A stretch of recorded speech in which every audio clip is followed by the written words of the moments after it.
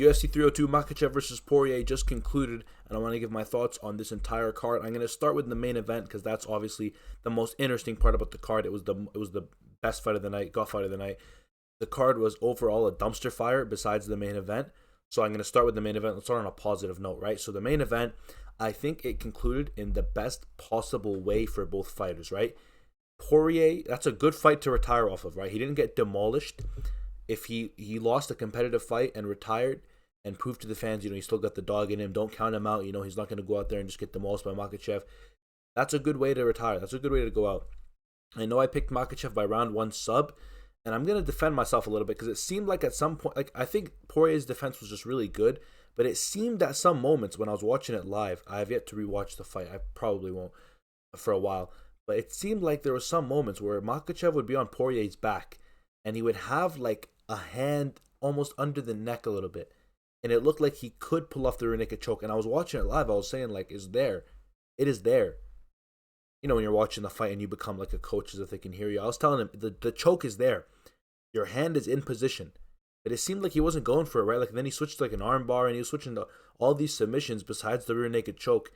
Maybe, I'm not there, I'm not the one who's been wrestling since birth, right? So maybe Poirier was just defending really well, and Makachev didn't want to just crank like a choke that wasn't there and gas out his arms. But I felt like there was a lot of attempts he could have made. I felt like a lot of the times when he was on Dustin's back, there were moments where he could have done some sort of cranking, but who knows, maybe that's just how it looks, but it really wasn't available. But I was screaming at the TV a lot. I was saying like the choke is there. But anyways, I think in this fight, Makachev was going very strike and heavy, which is also something I didn't expect, and Poirier's wrestling defense was also something I didn't anticipate, right? Very, very good takedown defense, shut down a lot of Makachev's attempts, and Makachev is a very smart fighter, and I think people need to give him his props after this performance, because when the takedowns weren't working, right, and you see this with a lot of fighters, when the takedowns aren't working, what do? They keep spamming them, and they get worse and worse, and the attempts get sloppier and sloppier, and they're just diving for the takedown. Makachev, the takedowns wouldn't work, he would just go to the striking.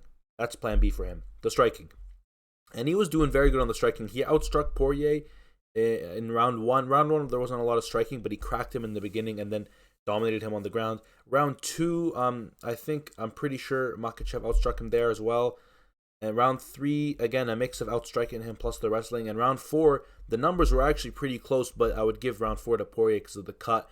Doesn't really matter about the scoring because, again, like, Islam finished it in round 5. We don't need to go to the scorecards. I'm going to talk about the scorecards when I get to Costa and Strickland. Don't worry. I will talk about that disgusting, disgraceful judging. But for this fight, yeah, I think Makachev displayed his striking a lot. One thing that did surprise me was he didn't really kick much, which I was very, very shocked at.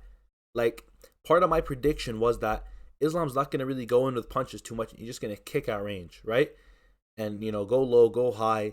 And I felt like Poirier would leave his body open for kicks, anticipating a head kick, because Makachev's coming off of a head kick KO win, and Poirier just 2 fights ago got head kick KO. So he might be a bit nervous and have his hands up high, anticipating a head kick, so Makachev could just spam the body kick. But it seems that what we thought was staph infection on his leg might have been just a really bad bruise, and he can't really kick with it, because that's his kicking leg, right, when he's in southpaw, and he was not really busy with it at all, besides a kick, I think in round 1 or round 2, he threw a high kick. Other than that, I really did not notice much kicking from Makachev, which really surprised me. That was a big part of my prediction, was the kicking. So for whatever reason, maybe he has an injury, maybe there was actually staph on his leg, and like he just couldn't kick with it. For whatever reason, I think genuinely what we saw on his leg was something that prohibited him or held him back from kicking. Because if he had mixed in the kicking, I think we could have seen an earlier finish, right? A lot of the striking was just the hands, and he was letting the hands fly, and he was doing a good job. I felt like Poirier, however, was holding back a lot from his striking because he knows that if he was to step through the big shot, Makachev would take him down. So that was smart from Poirier, but also that's what I felt like a lot of shots from Poirier didn't really have the power that they normally would have. There were a few shots that I thought would have just flattened Islam, because like I saw some shots connect and I was like, wow, that was big. But Islam didn't go down, which makes you think how much heat is Volk packing? How much power is he packing to knock down Islam in round 5 when Poirier connected with some big shots and he didn't drop Islam? And about that Volk fight, going into this fight, I thought Makachev had like a bit of a weak chin. He got dropped by Volkanovski. I was thinking, okay, maybe Poirier has a shot. at, knocking him out if he connects. I think what we saw in the Volk fight, the first Volk fight, was Makachev going in, and that's what we did see actually. Makachev going in on a takedown attempt, and Volkanovski catching him on the way down. And if you watch that fight, if you watch round 5, you'll see exactly what I'm talking about. He was dipping his head to the side like he does on the takedown attempts. Volk adjusted and started realizing that that's what Makachev does, and he clipped him on the way down, and he hurt Makachev, rocked him, and was just, on top of him for the rest of the last minute of the fight. But in this fight, when Makachev is just fully standing up, it seems he has a very good chin. He was eating some shots from Poirier, and Poirier was eating some shots from Makachev. All in all, I think Makachev displayed that he is a very well-rounded fighter. When the wrestling doesn't work, he'll outstrike you. And he even showed that, okay, you can defend some takedowns, but it doesn't mean that his wrestling is just completely nullified, right? Even in the end, when he, spun his leg around or whatever, and then locked up the Darce choke. He showed, I think, a very good performance. In the moment, I was very nervous, and I was kind of like, I downplayed his performance in my mind, and I'm going to explain why. I feel like a lot of people, they make this kind of fallacious argument, and now I sound like a philosopher, but let me land for a second, all right? A lot of people going into Makachev's fights, they're like, yeah, Makachev's going to smoke this guy. And they put the thought in their head that this fight's going to be easy. And then when the fight is hard, you go, well, that was supposed to be an easy fight, but Makachev sucked, so it became hard. But really, you got to understand that maybe it just wasn't that easy even a fight, right? Like, a lot of people do this. They go like, yeah, Makachev's going to demolish this guy. Poirier is the easiest matchup for him. And then if Makachev doesn't demolish him and has a competitive fight but finishes him, they're like, man, look at Makachev, guys. Wow, I told you, man. He's struggling in the easy fights. What a bad fighter. A lot of Makachev haters do this. Listen, I know I said the fight was going to be easy, and because I had that fight going in, or because I had that thought going into the fight, I was thinking during the fight, like, what's this guy doing? And like I mentioned, the attempts about the rear naked choke and the not kicking. And because I really like Islam, I was feeling really nervous in this fight. But it was a very good fight, and I think he displayed a lot of his skills. He was lighting up Poirier on the feet and going to the wrestling. When the wrestling didn't work, go back to the striking. His submission game we saw is good. He was going from Kimura to rear naked choke. I know he didn't try it as much as I would have liked him to arm bar at one point, to the Darce, which he finished him with. And I know Poirier claimed he couldn't be finished by a Darce, which is kind of ironic, which is funny. But this is the best way, I think, for this fight to play out. Fight of the night bonus, get Poirier that 50K. Islam also got performance of the night, which is nice. And Islam wins, he gets to build his legacy, and Poirier also gets to have, a good loss, a respectable loss, right? Not like the Oliveira loss, not like the loss to Khabib, right? He had moments in this fight, and he showed that, he's still a dog at his old age. He's 35, I believe. And yeah, I think this is the best way the fight could have went. Anyways, let's move on. I'm going to stop rambling about this fight. One thing I want to splice in here is that I didn't like how Poirier did his retirement. I just remembered this when I turned off the video. I didn't like how Poirier did his retirement, man. You were going into this fight saying that win or lose, it's probably your last fight. You lost in the best way possible, but you didn't. Gloves in the center or retire. Like he was talking about, it's probably going to be it. If it is it, like, bro, make a decisive decision, man. Like, you almost kind of ruined your retirement. I think retiring after a title fight loss is the best way to go. Unless you're looking for another fight with Conor, dude. You're not going to work yourself back up for a title shot. You're coming off of three title shot losses, okay, bro? Very hard to make a case for another title shot ever again. Like Colby Covington. But you should have retired right then and there, bro. I didn't like how he had the opportunity. Sorry, man. My freaking throat hurts. Pause. I don't like how he had the opportunity to have a great retirement, and he just, like, didn't. He didn't. He thanked his family and everything, and it was kind of retirement, but it wasn't official. It's almost like he left the door just a crack open in case he wants to open it again, in case they offer him a money fight with Conor or some sort of big matchup, right? Like Gagey 3. Then he's like, oh, I'm here, I'm available, I'm open. It doesn't feel like he's gonna. I feel like he might retire, but he might not. I don't know. I think he should have made a decision. It feels like he. I don't know which side he's leaning more towards. He seemed when he was talking to be leaning more towards the fact that he is retiring, but the fact that he left the door open shows that he has some sort of incentive to stay. Right? Like, I don't understand it, bro. Like, you lost the fight. You lost it well. It was good. It was competitive, but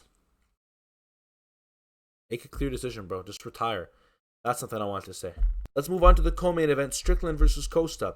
I think, first of all, Is anyone else getting kind of tired of the Strickland gimmick where he's like, we're going to bleed for you guys, man. We're going to go to war for you guys. And like, it's just a jab fest. And like, I'm going to defend Strickland a bit. Costa was on the back foot a lot, but it felt like whenever Strickland was letting his hands fly, or whenever he was being more aggressive, because he was walking him down the whole fight. Let's not like sugarcoat it, right? He was walking him down the whole fight, but it felt like whenever he was being more aggressive, so not just walking him down, but like letting his hands fly with some combinations, you know? Or catching the kicks and throwing, he was dropping Costa. He dropped Costa in, I believe, 4 out of the 5 rounds, if not every round. I think it was 4 rounds he dropped Costa. At the end of the rounds, actually. All of them at the end, he dropped Costa. And somehow one judge had it 4-1 Costa, which is actually despicable. And I have yet to see, what the scorecard was that gave him 4-1. It doesn't even matter, actually. Why am I even going to check it? You cannot justify 4-1. Costa got dropped in 4 out of 5 rounds. How do you give Costa 5-1? Guys, let's damage-based scoring, guys, okay? I don't give a damn if Costa's throwing body kicks, if he's ripping the body. Once Costa gets clipped and he falls on his butt like that, I don't care if he gets up and smiles. You got rocked, buddy. You got dropped. All right? So, I don't know, man. I was watching it live with some buddies, and some people would be like, oh, Costa slipped there. That wasn't really a knockdown. He slipped because he got punched in the face.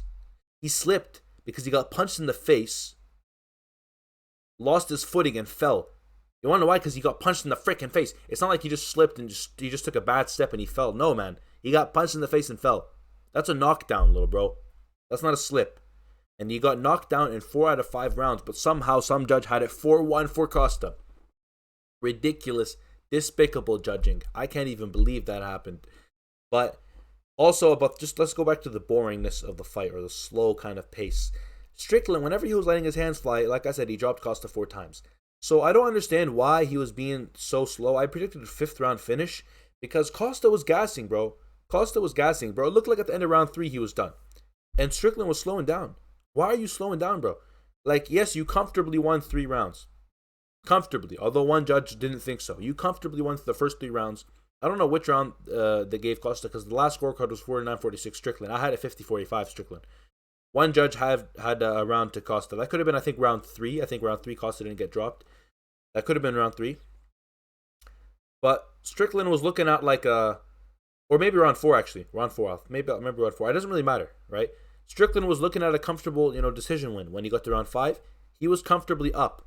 I don't know why he didn't just let it fly. You're walking him down, yes, but throw more than just kicks up the middle. Once you got him against the cage, 1-2. And that's what I was saying, 1-2 when I was watching it. 1-2 down the pipe, it'll land. The guy would be dropping his hands a lot. Costa was tired, bro. And Strickland was walking him down, but not letting the hands fly as much as I think he should have. And he was putting a lot of pressure in the last 10 seconds of the fight. I think, bro, if he came with that energy earlier in the fight, like, look how Costa was breaking with 10 seconds to go. If another fighter is putting on the pace with 10 seconds to go and you have any gas left in you, you're going to put on the pace with them, right? Just to show the fans, like, hey, look, we're going to throw it down, But Costa was, like, running away almost, and Strickland was, like, acting like, oh, yeah, I'm going to, fly and kick this guy. Bro, put the pace on earlier, man. That was kind of very, very slow-paced fight. I was very disappointed with that fight. I remember people saying that was going to be the fight of the night. The Makachev Poirier was more competitive and a much better fight. But Strickland, man, like, enough with this. We're going to go to war gig. Just a jab, dude. Like, seriously, man, let the hands fly. The fight is not, like, 25 rounds, all right? This is Nate Diaz fight style, bro, where you're, like, kind of... when Nate Diaz would lose, people would be like, oh, he just ran out of time. It feels like Strickland's winning these fights, but it feels like he's, waiting to see if he can finish them in 10 rounds in. The fight's 5 rounds, bro. Try and get a finish, man. I don't know, man. Bilal gets hate for being born, and then Strickland can do this and still have fans. Just because he, like, says racist things, Like, come on, man.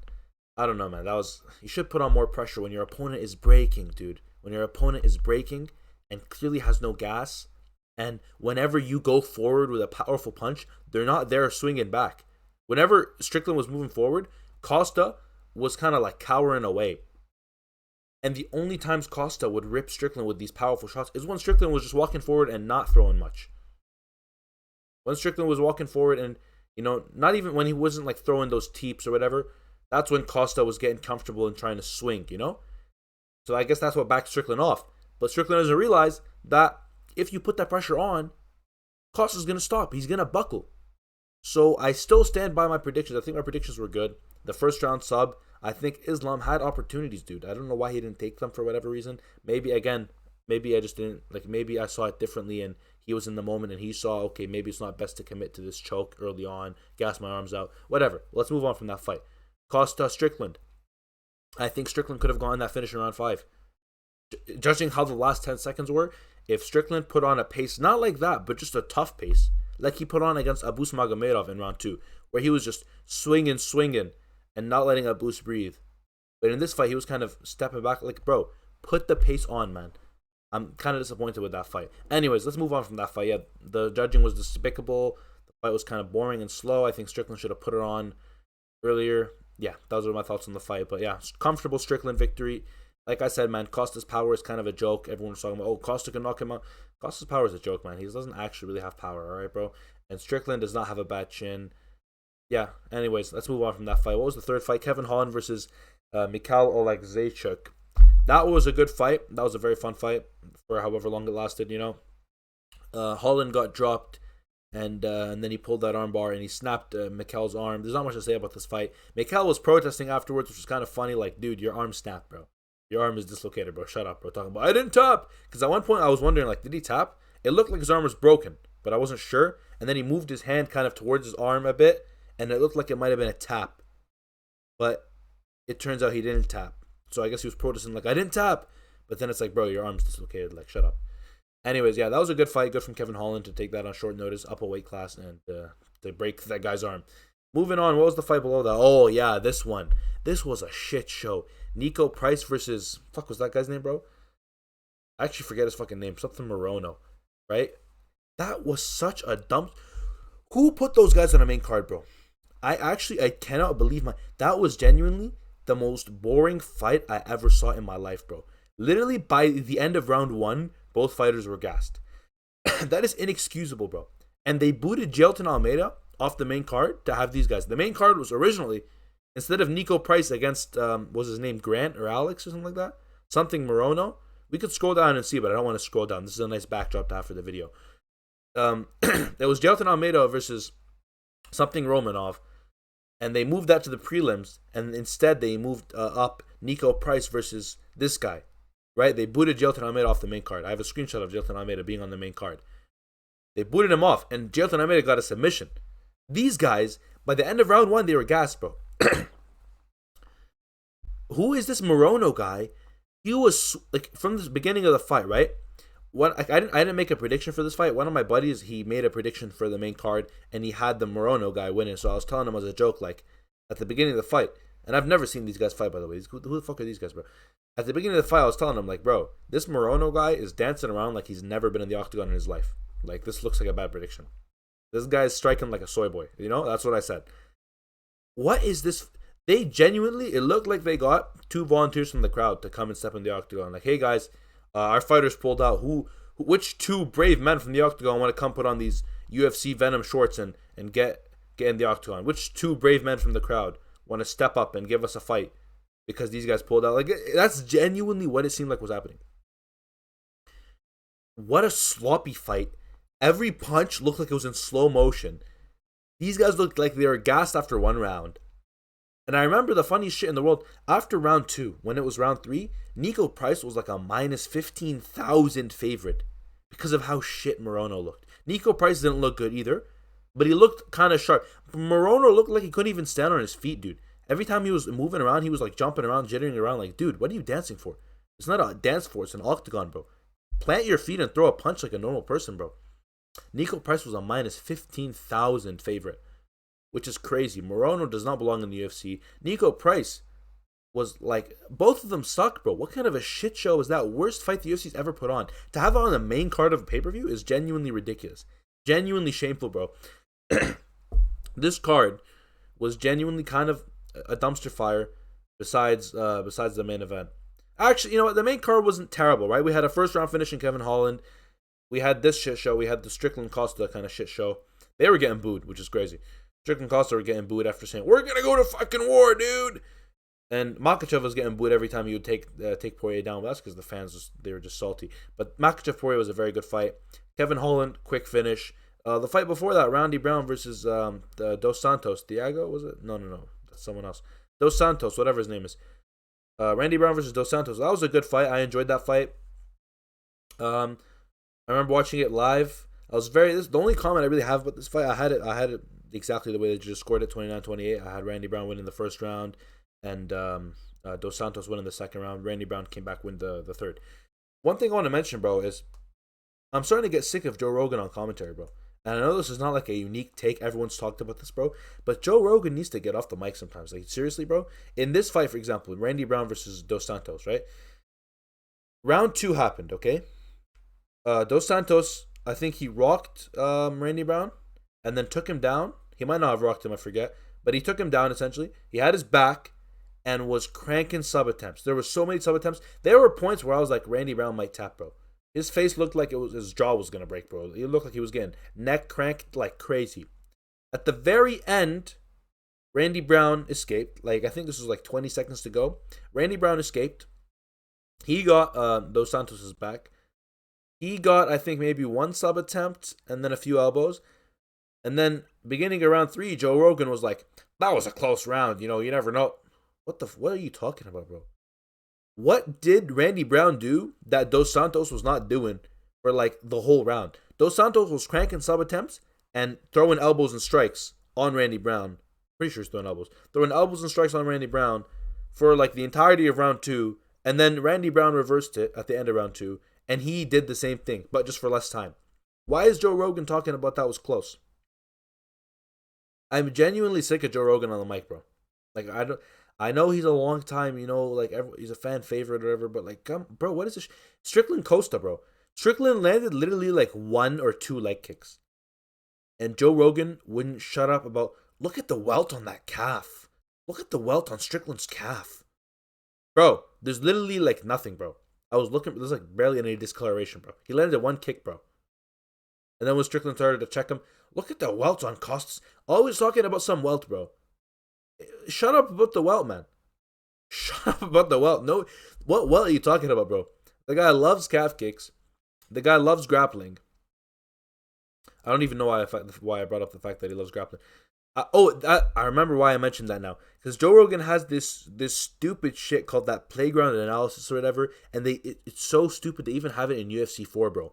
That if you end the round on top, bro, it's like, you know, in the playground, dude, if you're on top and the teacher pulls you off, dude, you won that fight.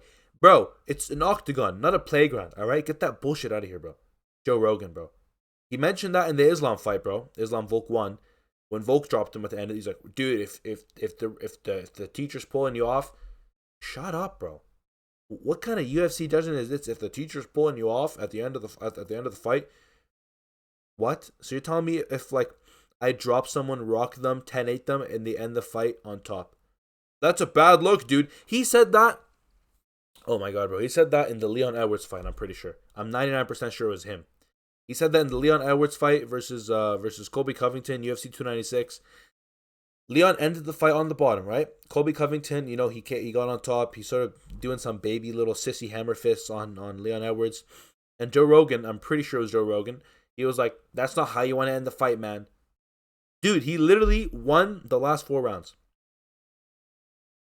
It was 49-46 on all scorecards. He won the last 4 rounds, dude. And Covington is landing some baby hammer fists. Why don't you call out Covington for standing up with his hands in the air talking about, you don't want to end the fight like that if you're Edwards, man? Shut up, bro. Like, do people still like this guy's commentary, bro? I'm getting sick of this shit, bro.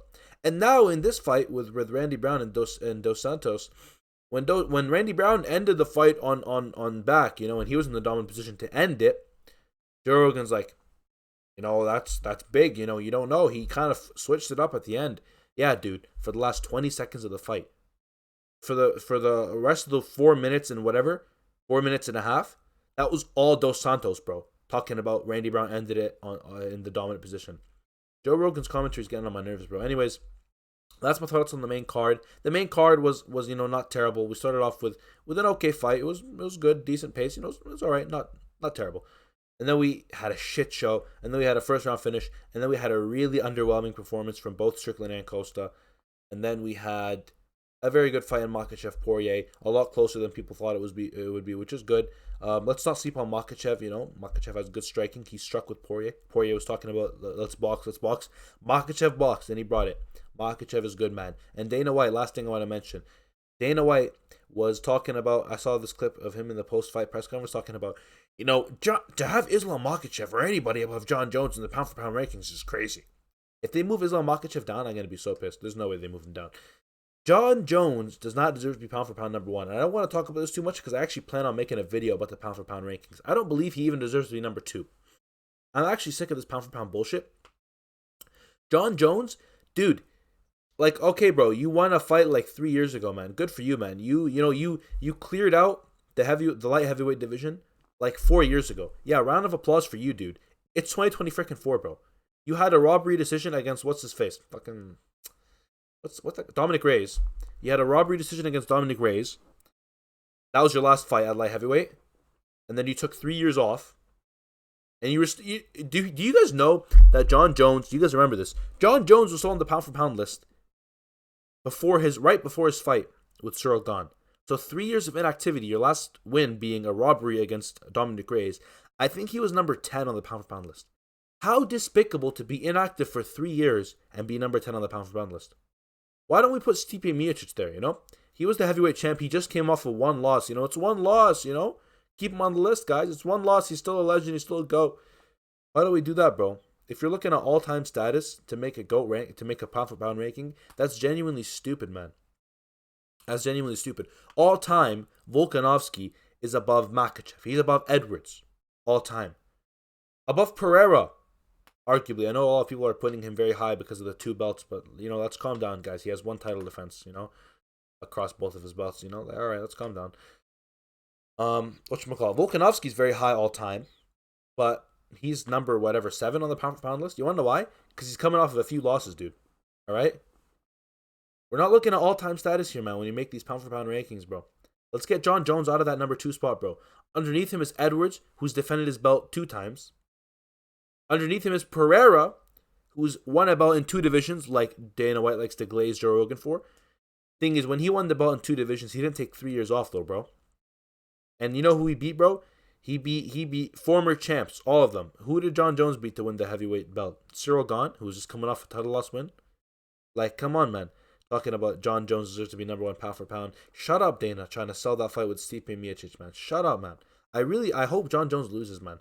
Because all this John Jones glazing. Makachev, and Dana was talking about, Makachev, who did he defend against? He against Volkanovski, who was 45 pounds.